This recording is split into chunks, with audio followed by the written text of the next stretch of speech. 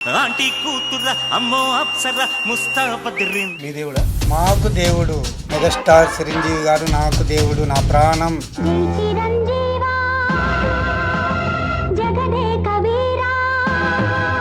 పరమేశ్వరుడు. మీరు గుడికి వెళ్తే చిరంజీవి గారి పేరు మీద కూడా పూజ చేయించేవారట. ఎవరికి చెప్పుకోండి సార్, నేను ఒక్కో ఈవెంట్కి ఎంత తీసుకుంటున్నారు? ఏదో నాగబాబు గారు మీకు మాట ఇచ్చారు చిరంజీవి గారిని కల్పిస్తాను. అసలు ఆ ప్రాసెస్ ఎలా స్టార్ట్ అయింది? మీకు ఆది సార్ గారు ఫోన్ చేశారు, మురళీ బాబాయ్ గారు ఎక్కడున్నారు సార్, చెప్పండి సార్. ఏడవద్దండి, లేకుంటే అంటున్నారు.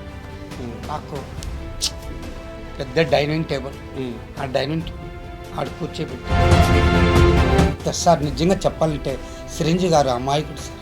బాబాయ్, మీ అదృష్టం ఏందో తెలుసా? చిరంజీవి గారు డ్యాన్స్ చేస్తుంటే కొన్ని కోట్ల మందిని అలా నిలబడిపోయి చూస్తుంటారు, కానీ మీరు డ్యాన్స్ చేస్తుంటే చిరంజీవి గారు అలా చూశారు. మీకు ఒక్కరికే దక్కిన గౌరవం ఇది సార్. నేను చెప్పాను సార్, సార్ ఇంక నాకు ప్రాణం పోతే పర్వాలేదు సార్, నేను బాధపడినాను. కొనిదల వారి కుటుంబం అంటే అలా ఉండాలి సార్. కరోనా టైంలో మాత్రం ఒకరోజు చనిపోవాలి అన్న ఆలోచనకు వచ్చారట. మీకు ఎలా తెలుసు సార్? నిజమేనా? మా మిస్సెస్ చనిపోయి 3 నెలలకి మా అమ్మ చనిపోయింది.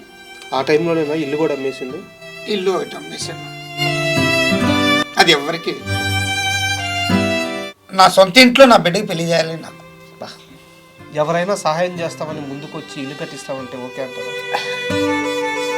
సార్, ఊరికే వచ్చే డబ్బు అది నిలబడవు సార్. ఎంత ఆదర్శంగా ఉన్నారు బాబు.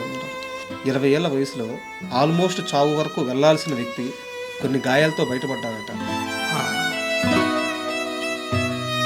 ట్రైన్లో నుంచి పడిపోయాను సార్. అది అసలు ఏం తింటారు ఈ వయసులో? ఆ ఎనర్జెటిక్గా డ్యాన్స్ ఏంది, ఏం తింటారు రోజు చెప్పండి? గంజి, రాగి గంజి, రాగి సంగటి ముద్ద.